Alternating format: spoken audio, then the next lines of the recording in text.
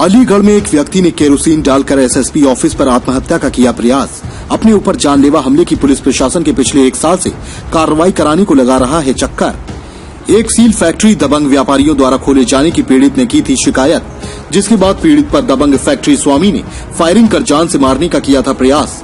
थाना बन्ना देवी इलाके के मेल रोज बाईपास का है निवासी पीड़ित। एसएसपी ने आगे इस तरह का कदम न उठाने की अपील करते हुए कार्रवाई का भरोसा दिलाकर छोड़ा। थाना सिविल लाइन इलाके की घटना। अलीगढ़ के थाना बन्ना देवी इलाके की केसीपुरम मेल रोड बाईपास निवासी केशव दास ने जानकारी देते हुए बताया कि उसने 1 वर्ष पूर्व इलाके की एक फैक्ट्री सील हो जाने के बाद सील को तोड़कर व्यापारी द्वारा फैक्ट्री खोले जाने की शिकायत पुलिस प्रशासन को दी थी, जिस पर पुलिस प्रशासन ने कार्रवाई करते हुए फिर से फैक्ट्री सील कर दी। इस बात से नाराज होकर दबंग फैक्ट्री स्वामी ने अपने रिश्तेदारों को साथ लेकर पीड़ित केशव देव पर जानलेवा हमला करते हुए लाठी डंडों और तमंचे की बटों से लहूलुहान कर दिया। उस वक्त उसे मरा जानकर मौके पर छोड़कर फरार हो गए। इस मामले में पीड़ित ने लगातार आरोपी फैक्ट्री स्वामी के विरुद्ध जानलेवा हमले के मुकदमे में गिरफ्तारी की मांग की, लेकिन व्यापारी को अभी तक पुलिस प्रशासन गिरफ्तार न कर सका और इधर दबंग फैक्ट्री स्वामी पीड़ित पर मुकदमा वापस करने का दबाव बनाता रहा। आज पीड़ित ने कार्रवाई न किए जाने से आहत होकर एक वीडियो सोशल मीडिया पर आत्महत्या करने जाने का वायरल किया और उसके बाद एसएसपी दफ्तर पहुंचकर केरोसिन डालकर आत्महत्या करने का प्रयास किया, जिसको वहां मौजूद पुलिस कर्मियों ने पकड़कर केरोसिन की बोतल छीन ली और संबंधित थाना सिविल लाइन पुलिस के सुपुर्द कर दिया। पीड़ित के मुताबिक एसएसपी मुनिराज जी ने आगे से ऐसा कदम न उठाने की हिदायत देते हुए जानलेवा हमले वाले केस में जांच कर जल्द से जल्द कार्रवाई कराने का आश्वासन दिया और थाने से रिहा कर दिया। अलीगढ़ से मोहित गुप्ता की रिपोर्ट।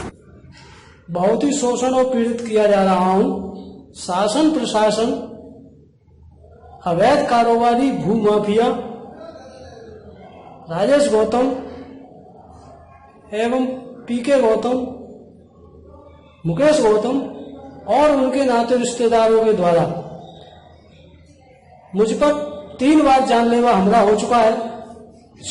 चौथी बार 2 नवंबर 2019 को मेरी हत्या करने की कोशिश की गई, उसमें बड़ी मुश्किल से मेरी जान बची। जानलेवा हमला हुआ। एफआईआर 3 नवंबर 2019 को दर्ज हो गई।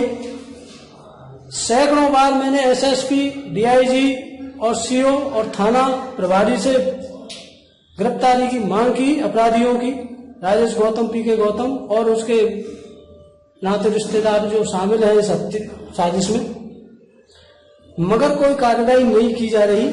बार बार मैं पीड़ित हो रहा हूं। कई बार धमकियां मिल चुकी हैं, जानलेवा हमला हो चुका है। आज सुबह है 7 बजे जब हम अपनी छत पर अखबार पढ़ रहा था, मेरे बच्चे ऊपर टहल रहे थे, तो राजेश गौतम, पीके गौतम के रिश्तेदार बीपी गौतम जो कि रेलवे से रिटायर्ड हैं, आसल बाबू थे, और उसका रिश्तेदार पटवारी है वर्तमान में, उसका रिश्तेदार पुलिस में है, उसका रिश्तेदार दूसरा भी पुलिस में है, जो मेरे मकान के बराबर में रहते हैं। उन्होंने बहानेबाजी से मेरे बच्चों को गाली गलौज की और जब हमने मना किया तो हम पर आक्रोशित हुए, जानलेवा हमला करने की, हमको मारने की कोशिश की। पूरे मोहल्ले में इस बात को देखा है। अब हमने पुलिस प्रशासन से मांग की है कई बार, क्या पुलिस प्रशासन अलीगढ़ की ये चाहती है कि मेरी हत्या कर दी जाएगी, मेरे बच्चों की हत्या कर दी जाएगी, जब कार्रवाई करेंगे? अगर यही न्याय है माननीय योगी जी सरकार में कि पीड़ित को पीड़ित दर पीड़ित किया जाए और पीड़ित अपनी फरियाद लेकर थाना पुलिस से लेकर उच्च अधिकारियों तक जाए, उसके बाद भी कार्रवाई न कराकर डराया धमकाया जाए, फैसले का दबाव बनाया जाए, नाना प्रकार के बहानेबाजी से पीड़ित कराया जाए, बहाना ढूंढकर हमसे लड़ने की कोशिश की जा रही है,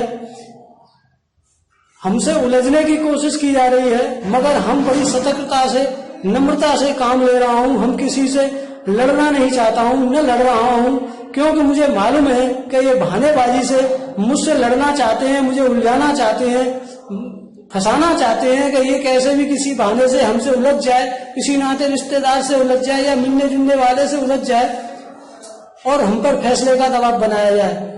मैं अलीगढ़ शासन प्रशासन के साथ साथ माननीय मुख्यमंत्री जी से निवेदन करता हूं कि या तो मेरे और मेरे परिवार की सुरक्षा और इन अपराधियों को जेल भेजा जाए, अन्यथा मैं किसी भी समय किसी भी अधिकारी के जहां जाकर के बच्चों सहित आत्मदाह कर सकता हूं। पहले भी मैं कई बार कह चुका हूं, मुझे शोषण पीड़ित किया जा रहा है।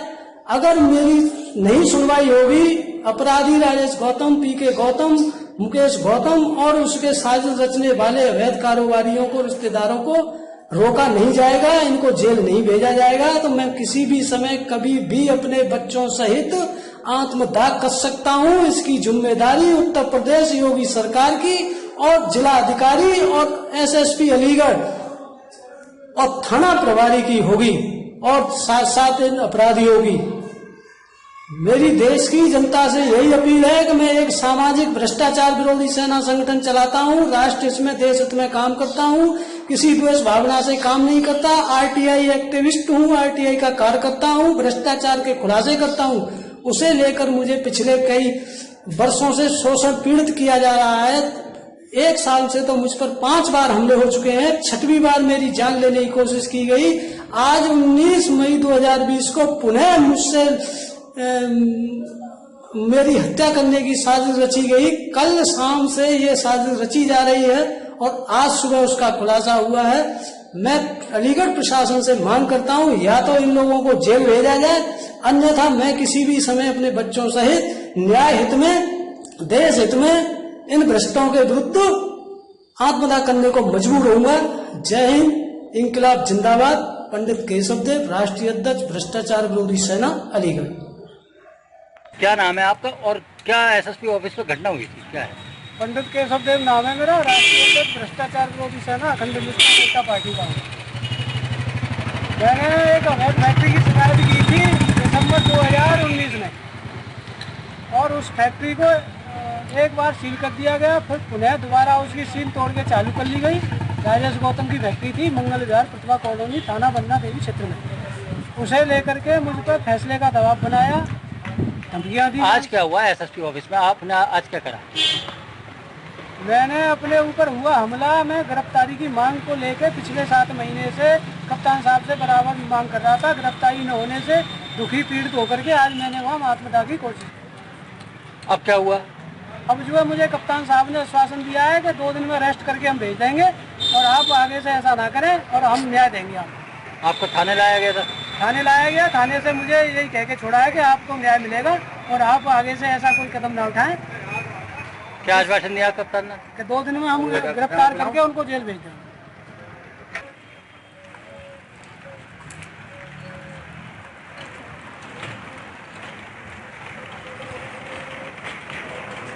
देश दुनिया की हर छोटी बड़ी खबर देखने के लिए हमारे चैनल इंडियन समाचार को सब्सक्राइब करें और बेल आइकन दबाएं, जिससे आपको हर खबर समय से मिलती रहे।